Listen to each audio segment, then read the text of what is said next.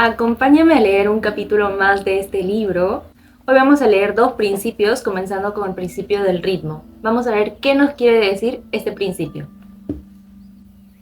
Página 135, capítulo 11, principio el ritmo. Y como axioma tiene el siguiente: todo fluye y refluye, todo asciende y desciende. La oscilación pendular se manifiesta en todas las cosas. La medida del movimiento hacia la derecha es la misma que el de la oscilación a la izquierda. El ritmo es la compensación, el Kybalión. El quinto gran principio hermético, el principio del ritmo, encierra la verdad de que todo se manifiesta, una oscilación medida, movimiento de ida y vuelta, un flujo y reflujo, un movimiento semejante al de un péndulo, una marea con su suba y baja, manifestándose siempre entre los dos polos físico, mental y espiritual. El principio del ritmo está estrechamente relacionado con el principio de polaridad, descrito en el capítulo anterior. El ritmo se manifiesta entre los dos polos establecidos por el principio de polaridad. Esto no significa, sin embargo, que la oscilación rítmica vaya hasta los extremos de cada polo, pues esto sucede rarísimas veces. En realidad, es muy difícil establecer los opuestos polares extremos en la mayoría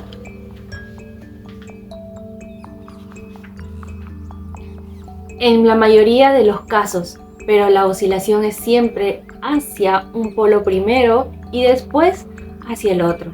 Siempre hay una acción y una reacción, un avance y un retroceso, una elevación y una caída, manifestándose en todas las cosas y fenómenos del universo. Moles, mundos, hombres, animales, vegetales, minerales, energías, fuerzas, mente y materia, y hasta el mismo espíritu manifiestan este principio. El principio se manifiesta en la creación y destrucción de los mundos, en la elevación y caída de las naciones, en la historia de la vida de todas las cosas y, finalmente, en los estados mentales del hombre. Empezando por las manifestaciones del espíritu, el todo, se verá que siempre hay una emanación, seguida de absorción, la respiración y la inspiración de Brahm, según dicen los Brahmis. El universo se crea, alcanzan el punto más bajo de materialidad y entonces comienza la oscilación de vuelta.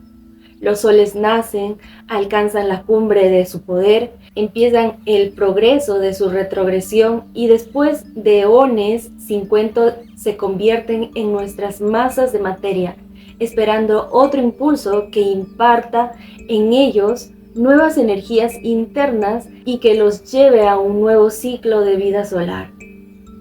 Y así suceden con todos los mundos. Nacen, crecen y mueren, solo para renacer de nuevo.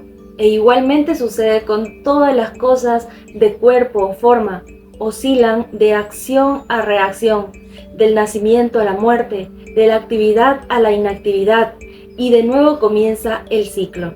Lo mismo pasa con todos los grandes movimientos fisiológicos, credos de cualquier clase, gobiernos, naciones, etc.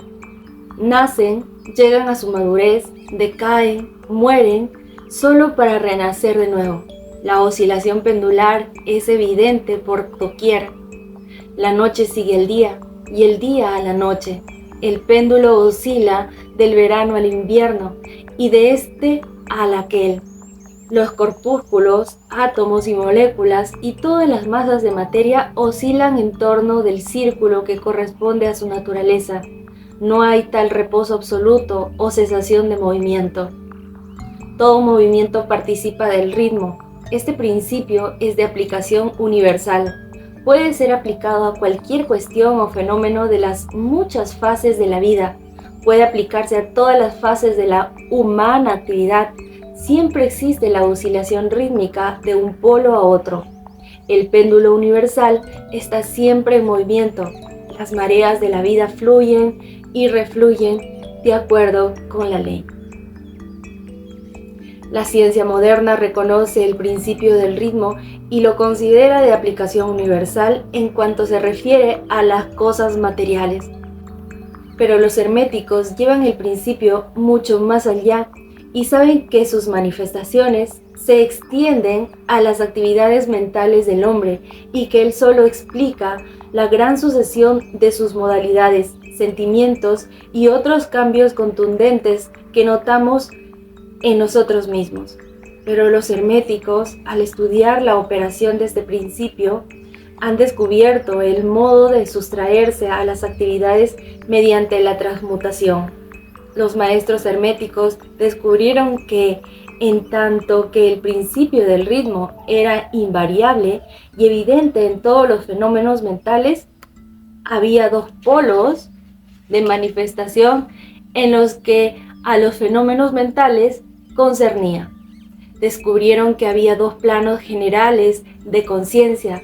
Descubrieron que había dos planos generales de conciencia, el inferior y el superior, y este descubrimiento les permitió elevarse al plano superior, escapando a la oscilación del péndulo rítmico que se manifestaba en el plano inferior. En otras palabras, la oscilación del péndulo se produce en el plano inconsciente y la conciencia no queda por consiguiente afectada. A esta ley la llamaron la ley de la neutralización. Su operación consiste en elevar al ego sobre las vibraciones del plano inconsciente de la actividad mental, de manera que la oscilación negativa del péndulo no se manifieste en la conciencia y no quede uno afectado por ella. Es lo mismo que levantarse por encima de una cosa y dejar que pase ésta por debajo de uno. El instructor o discípulo hermético se polariza a sí mismo en el polo requerido y por un procedimiento semejante a rehusar el participar en la oscilación retrógrada o, si se refiere negando su influencia sobre él, se manifieste firmemente en su posición polarizada y permite al péndulo mental oscilar hacia atrás en el plano inconsciente. Todo hombre que en mayor o menor grado ha adquirido cierto dominio de sí mismo realiza esto más o menos conscientemente, impidiendo que sus modalidades o estados mentales negativos lo afecten mediante la aplicación de la ley de la neutralización. El maestro, sin embargo, lleva esto hasta un grado muchísimo mayor de eficacia y proficiencia y, mediante su voluntad, llega a un grado de equilibrio e inflexibilidad mental casi imposible de concebir por aquellos que se dejan llevar y traer por el péndulo mental de sus sentimientos y modalidades.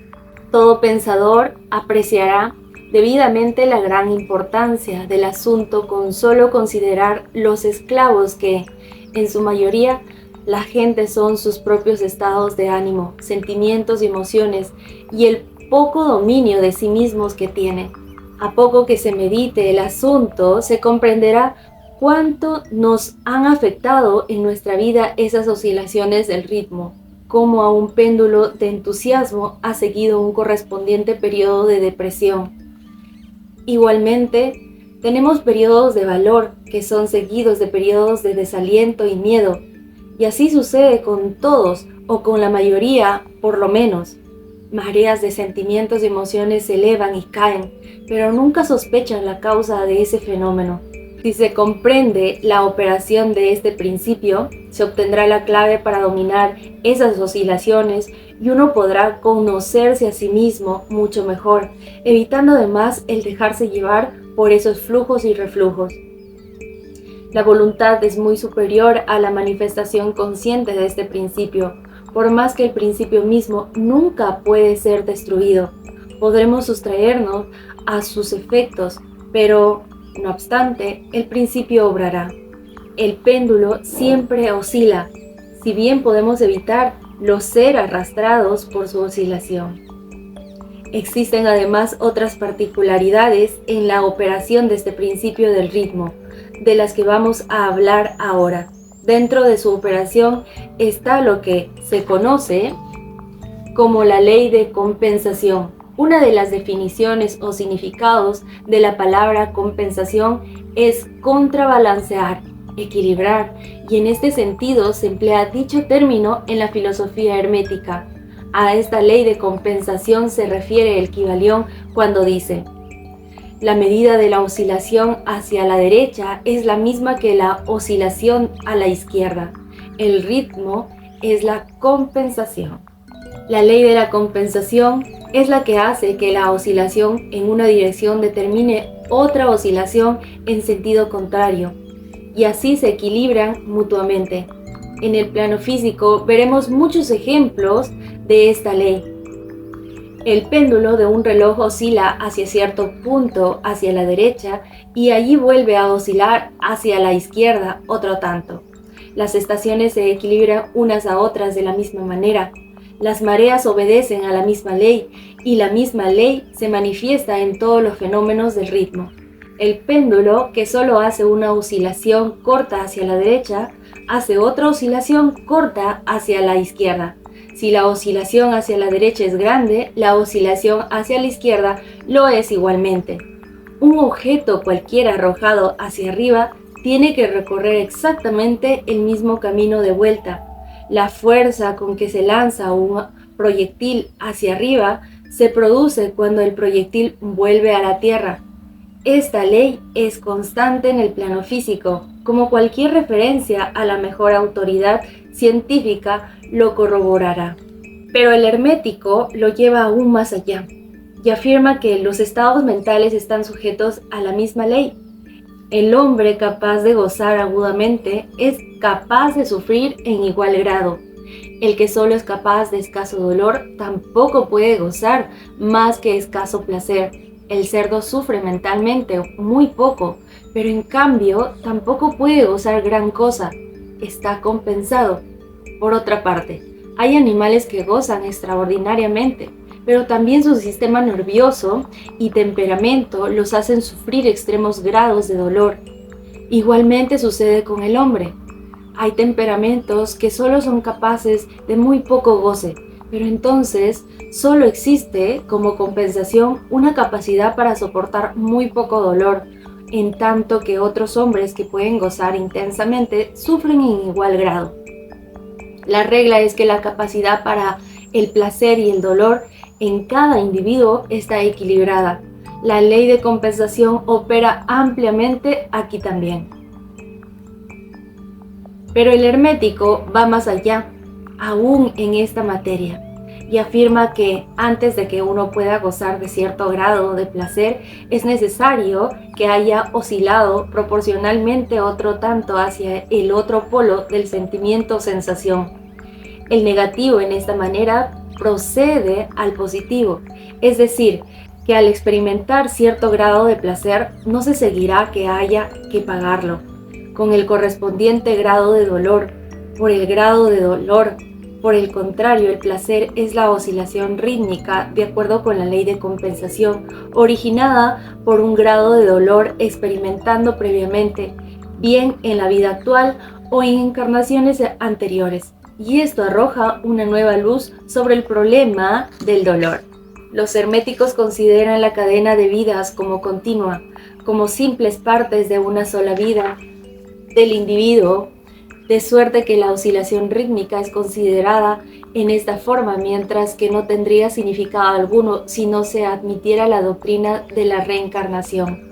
Pero, además, el hermético sostiene que el maestro o el discípulo avanzado es capaz en grado superlativo de rehuir la oscilación hacia el dolor, realizando el proceso de neutralización a la que aludiéramos anteriormente, ascendiendo al plano superior del ego. Se evitan muchas de las experiencias que llegan a los que habitan en planos inferiores. La ley de compensación desempeña una parte importantísima en las vidas de los hombres, pues se verá que uno generalmente paga el precio de lo que tiene o le falta. Se posee una cosa, falta otra, y así se equilibra la balanza. Nadie puede guardarse su centavo y tener al mismo tiempo la torta. Todo tiene sus lados agradables y desagradables. Las cosas que uno obtiene siempre la paga con las que pierde. El rico posee mucho de lo que el pobre le falta, mientras que el pobre posee cosas que frecuentemente están fuera del alcance del rico. El millonario que gusta de los festines y que tiene la fortuna necesaria para satisfacer sus deseos y asegurarse la satisfacción de su gula, carece del apetito necesario para gustarlos y envidia el apetito y la digestión del obrero a quien le faltan la fortuna y las inclinaciones del millonario, gozando más de su sencillo alimento que el millonario sin apetito y con el estómago arruinado. Y así sucede con todo en la vida. La ley de compensación está siempre obrando, equilibrando y contrabalanceando las cosas continuamente en la sucesión del tiempo, aunque la oscilación del ritmo tarde vidas enteras. ¿Y qué nos quiere decir ese principio del ritmo? Tal como el principio de vibración, nada está quieto, ¿verdad? En este principio nos dice, todo tiene su ritmo. Como las estaciones van en movimiento, verano, invierno, otoño, primavera, porque imagínense que todo esté estático. Todo tiene su ritmo. Entonces, ¿qué pasa si nosotros pasamos por algo triste? Nuevamente va a haber un movimiento y va a hacer que esa tristeza pase a lo que es el estado de felicidad. No podemos quedarnos en un estado. Por eso dice, este principio se da en el plano espiritual, en el plano físico y en el plano mental. Todo va cambiando, todo va teniendo su ritmo. Y tenemos que pagar un precio para cada uno de estos ritmos. Pero es parte de la vida, parte de querer seguir aprendiendo, de querer seguir creciendo, de tener una mentalidad de crecimiento. Cuando vamos aprendiendo a utilizar este principio, muchas veces nos convertimos ya en estudiantes de estas sabidurías y no dejamos ya que el péndulo, que las emociones o que algo externo a nosotros nos vaya llevando por el camino. Simplemente los neutralizamos para poder vibrar en el amor y nos quedamos allí. Ya no dejamos que, estados mentales nos lleven a donde no queremos. Y eso es el aprender constantemente estos libros. Y estos libros nos ayudan a entablar, una estabilidad, que el péndulo no nos lleve a donde nosotros no queremos, sino a disfrutar, a vivir, no solamente a existir, como se podría decir, sino a disfrutar la vida. ¿Listo? Entonces, con esto hemos terminado el principio del ritmo y vamos a leer lo que es el principio de causación. Capítulo 12, página 145. Y como axioma tiene el siguiente. Toda causa tiene su efecto. Todo efecto tiene su causa. Todo ocurre de acuerdo con la ley. Azar no es más que el nombre que le da a una ley desconocida, hasta muchos planos de causación, pero ninguno escapa a la ley. El Kybalión. El sexto gran principio hermético, el principio de causación y efecto, encierra la verdad de que nada sucede casualmente, que la causalidad es solo un término que indica la existencia de una causa no reconocida o percibida, que el fenómeno es continuo, sin soluciones de continuidad. El principio de causa y efecto está tras todo pensamiento científico, antiguo o moderno, y fue enunciado por los instructores herméticos de los tiempos primitivos. Y si bien han surgido muchas discusiones y disputas entre las varias escuelas de pensamiento, esas disputas han versado especialmente sobre los detalles de la operación del citado principio y también sobre el significado de determinadas palabras. El inmanente principio de causa y efecto ha sido aceptado como correcto por todos los pensadores del principio que merecen realmente tal calificativo. Pensar de otra manera sería sacar el fenómeno del universo del dominio de la ley y del orden, relegándolo a ese algo imaginario al que el hombre ha dado el nombre de casualidad. Un poco de meditación evidenciará que no existe absolutamente tal casualidad. Webster define la palabra casualidad diciendo que es un supuesto agente o modo de actividad diferente de una fuerza, ley o propósito, la operación o actividad de dicho agente, el efecto supuesto de tal agente, un suceso, una cosa fortuita, una casualidad, etc. Pero un poco de meditación demostrará que no puede existir dicho agente casual en el sentido de algo externo y fuera de la ley, algo aparte de la causa y del efecto. ¿Cómo podría existir algo actuando en el universo fenomenal, independiente de las leyes, del orden y de la continuidad del último? Tal agente sería algo completamente independiente del tren coordenado del universo y por consiguiente sería superior a él. No podemos imaginar nada fuera del todo, más allá de la ley, y esto porque el todo es precisamente la ley en sí mismo. No hay sitio en el universo para nada externo o independiente de la ley. La existencia de algo semejante convertiría a todas las leyes naturales en inefectivas y sumergería al universo todo en el desorden más caótico. Un examen cuidadoso demostrará que lo que llamamos casualidad es meramente una expresión concerniente a causas absurdas, causas que no podemos concebir, causas que no podemos comprender.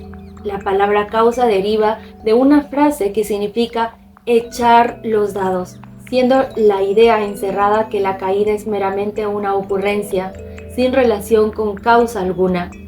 Y en este sentido suele emplearse la palabra en cuestión.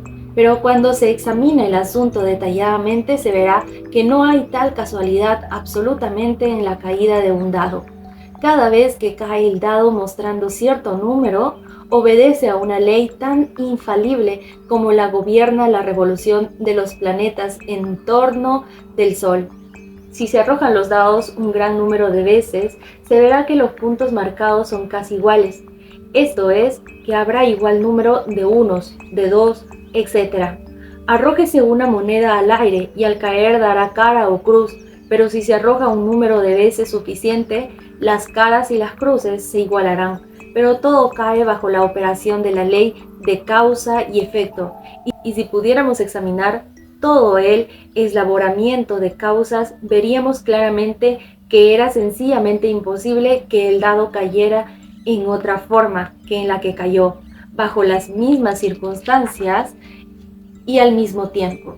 Siendo las mismas causas, se produce siempre el mismo resultado. Toda consecuencia tiene su causa y su porqué. Nada ocurre sin causa, o mejor dicho, sin una cadena de causas. Al considerar este principio, muchos se quedan confusos porque no pueden explicar cómo una cosa puede ser causa de otra, esto es, ser la primera creadora de la segunda. En realidad, ninguna cosa puede producir o crear otra. La causa y el efecto residen meramente en los sucesos. Un suceso o acontecimiento es lo que viene, llega o ocurre como consecuencia de un acontecimiento o evento anterior. Ningún acontecimiento crea otro, sino que es nada más que el eslabón precedente en la gran cadena condenada de sucesos que fluyen de la energía creadora del todo. Hay una continuidad de solución entre todos los acontecimientos precedentes, consecuentes y subsecuentes. Existe siempre una relación entre todo lo que ha pasado y todo lo que sigue. Una piedra se desprende de la montaña y se aplasta contra el tejado de una granja situada en el valle vecino. A primera vista parece obra de la casualidad, pero si se examina la materia, se encontrará una gran cadena de causas tras ese acontecimiento. En primer lugar, estaba la lluvia que ablandó la tierra que sometía a la piedra, permitiéndola así caer. Antes de esta causa estaba la influencia precedente del sol y de otras lluvias, las que gradualmente fueron desintegrando la piedra de la roca. Antes aún estaban las causas que contribuyeron o produjeron la formación de la montaña y su elevación sucesiva por medio de las convulsiones de la naturaleza, y así ad infinitum. Además, podemos revisar las causas de la lluvia, podemos considerar la existencia del tejado. En una palabra, pronto nos encontraríamos envueltos en un laberinto de causas y efectos del que pronto tendríamos que luchar para escaparnos.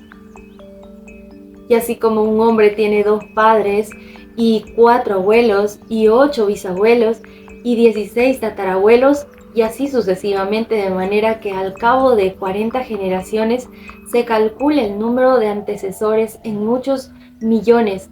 Así también sucede con el número de causas que subyacen tras el suceso o fenómeno más nimio, tal como el paso de un liviano trocito de carbón llevado por el viento.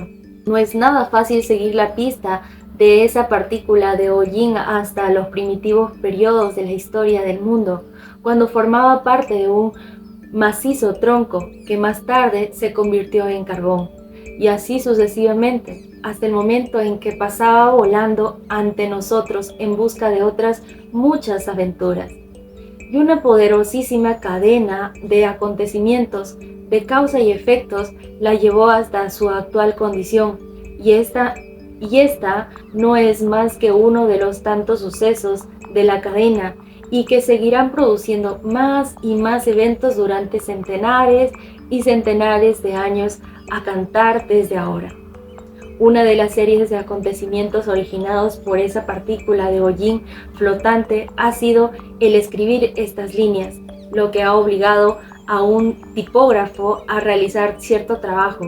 Esto despertará en vuestras mentes ciertos pensamientos, así como en la de los demás, los que a su vez afectarán a otros, y así sucesivamente, hasta donde la mente no puede alcanzar, y todo por el simplísimo vuelito de una partícula de hollín, todo lo cual muestra la relatividad y asociación de las cosas y la reducción consiguiente de que nada hay grande ni pequeño en la mente que todo lo creó.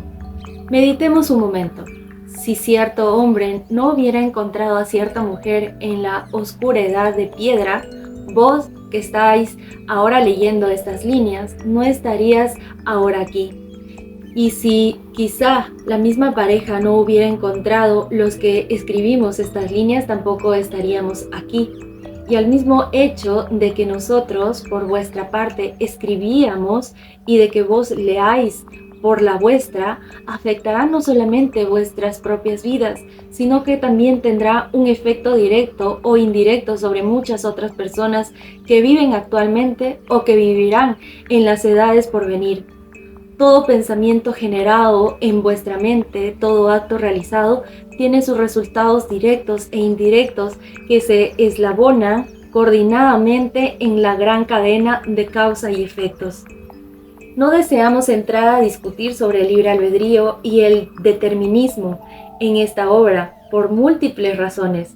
En otras muchas, la principal es que ningún lado del asunto es completamente exacto, siendo en realidad ambos parcialmente verdad, de acuerdo con las enseñanzas herméticas. El principio de polaridad demuestra que ambos aspectos son semiverdades, los opuestos polos de la verdad. La verdad es que el hombre puede ser a la vez libre y ilimitado por la necesidad, dependiendo de todo del significado de los términos, de la altura de verdad desde la cual se examine el asunto. Los antiguos escritores expresaban el punto diciendo que cuando más lejana está la creación del centro, tanto más limitada está. Cuanto más próxima está del centro, tanto más libre está. Los hombres en su mayoría son más o menos esclavos de la herencia, del medio ambiente, etc. y manifiestan muy poco libre albedrío. Se ven atrasados por las opiniones, costumbres y pensamientos del mundo externo, así como también por sus emociones, sentimientos y modalidades. No manifiestan el menor dominio de sí mismos que merezca ese hombre, y con indignación rechazan esa afirmación diciendo: Yo puedo obrar ciertamente con plena libertad y hacer lo que se me dé la gana.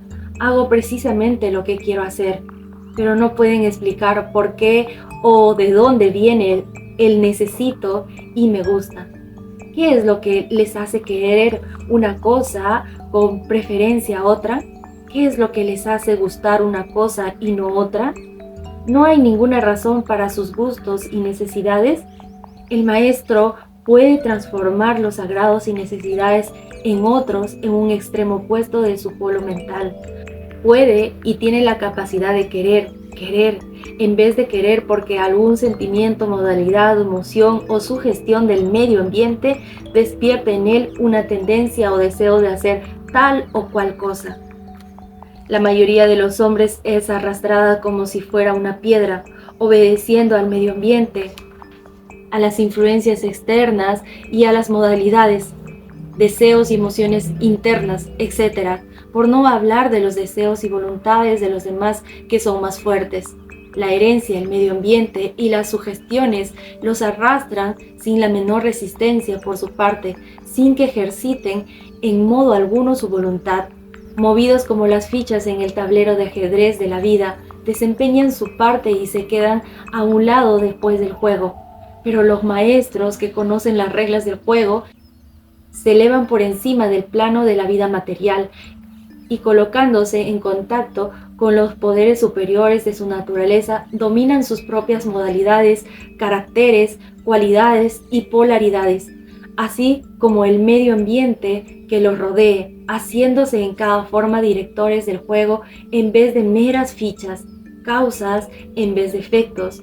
Los maestros no se libran de la causación de los planos superiores, sino que están bajo el contralor de esas más elevadas leyes y haciendo uso de esas se hacen dueños de las circunstancias en los planos inferiores. De esta manera forman una parte consciente de la ley en vez de ser sus ciegos instrumentos. Mientras obedecen y sirven en los planos superiores, dominan y son dueños del plano material. Pero, por tanto, arriba como abajo, la ley está siempre en operación. No existe tal casualidad o azar.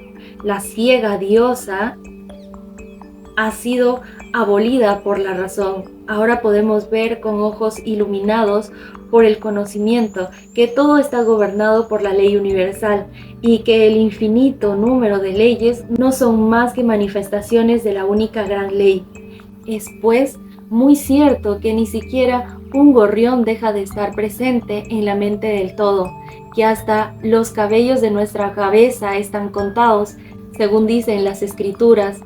Nada hay fuera de la ley, nada ocurre en contra de ella, pero a pesar de ello, no se vaya a caer en el error de que el hombre es un autómata ciego. Al contrario, la doctrina hermética dice que el hombre puede emplear la ley contra las leyes, que lo superior siempre prevalecerá contra lo inferior, hasta que el hombre haya alcanzado aquel estado en el que buscará refugio en la ley misma y podrá evadirse de todas las leyes fenomenales.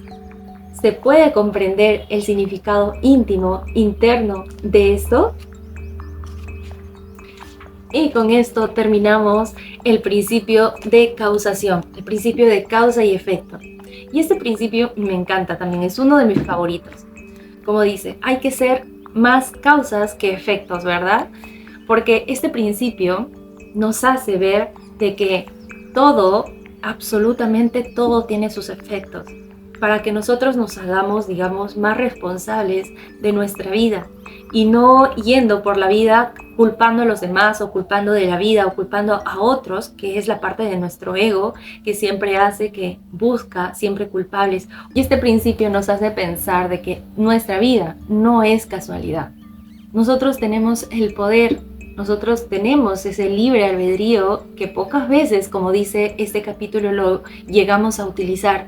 Nosotros tenemos ese poder, pero a veces solo nos conformamos con ser fichas, de ser movidos para acá, para allá, y no tomamos nosotros el control de nuestra vida. Entonces, este principio nos enseña que nosotros podamos ser más causas. Si nosotros estamos obrando desde el amor, desde la paz, desde la alegría, entonces nuestros efectos también van a ser eso. Este principio te dice que nada es casualidad, que nosotros estamos vibrando y de acuerdo a la vibración vamos a tener sus efectos. De acuerdo en qué polo tú te coloques, vas a traer su opuesto, vas a traer su efecto. Entonces, comienza a hacer un efecto lleno de amor, lleno de paz. Con esto hemos terminado los 6 principios y vamos a leer en otro capítulo el 7º y último principio, que es de este libro hermoso. Nos encontramos en otra oportunidad. Gracias.